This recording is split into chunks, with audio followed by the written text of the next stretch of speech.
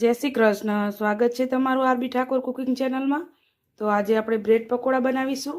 એના માટે મેં અહીંયા બાફેલા બટેકા લઈ લીધા છે. તો ચાલો બટેકાનો મસાલો બનાવીએ. પહેલાં આપણે એક કઢાઈ લઈ લીધી છે.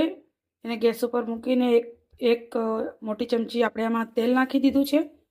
અને હવે આપણે તેલ ગરમ થાય એટલે આપણે એમાં અડધી ચમચી જેટલું જીરું નાખીશું, અડધી ચમચી હિંગ નાખીશું, અને એક ડુંગળી મીડિયમ સાઇઝની જે કાપીને લીધી છે, અને એક મરચું લીલું લીધું છે એ નાખીશું.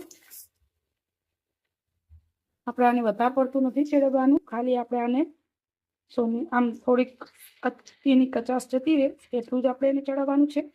આ રીતે ચાલો હવે આપણે એમાં એક ચમચી જેટલો ગ્રીન ચીલી સોસ નાખીશું, અને એક ચમચી જેવી લાલ મરચાંની પેસ્ટ નાખીશું. તીખાશ તમારા સ્વાદ પ્રમાણે તમે વધારે કે ઓછી નાખી શકો છો, પણ હું નાના બાળકો માટે બનાવું છું એટલે બહુ તીખું નથી બનાવી રહી. હવે ગેસની ફ્લેમ બંધ કરી દઈશું અને આપણે આપણા બટેકા જે છે એમાં નાખીને મેશ કરી લઈશું. આ રીતે હાથથી તોડીને નાખવાના છે બટેકાને, બહુ મેશ નથી કરવાનો, નહીતર આપણે બ્રેડ ઉપર લગાડવા ટાણે પછી એકદમ ચીકણું ચીકણું લાગશે. એટલે આ રીતે આને હાથથી મેશ કરવાના છે.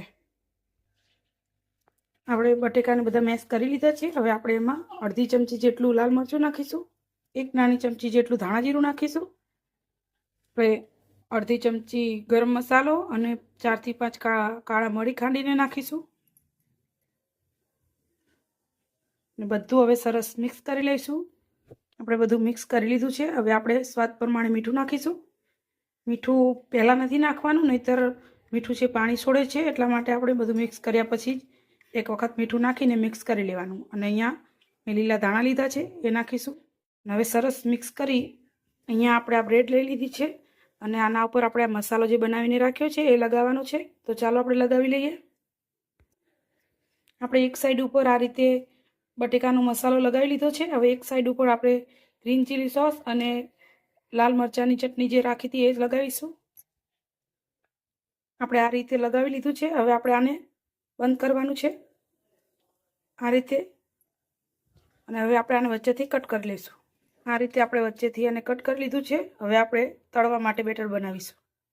તો મેં અહીંયા ચણાનો લોટ લઈ લીધો છે, જેને મેં ચાળીને લીધો છે.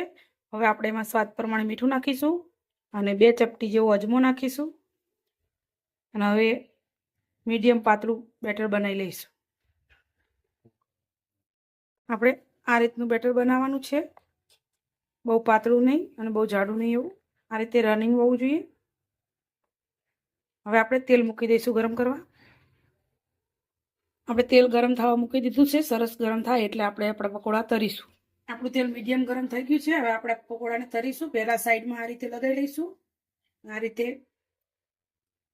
મીડિયમ ગરમ તેલમાં આપણે મૂકી દઈશું.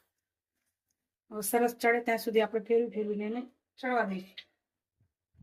આને ચડતા વાર નથી લાગતી, ઘડીકમાં ચડી જાય છે, કારણ કે આનું બેટર પાતળું હોય છે અને અંદરથી તો ચડેલું જ હોય છે બધું. આપણા બ્રેડ પકોડા સરસ ચડી ગયા છે. હવે આપણે એને ઉતારી લઈશું.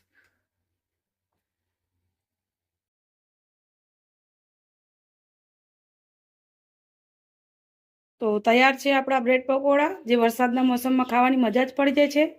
જો તમને મારી રેસીપી ગમી હોય તો લાઈક, શેર અને સબસ્ક્રાઈબ કરવાનું ભૂલતા નહીં. જય શ્રી કૃષ્ણ.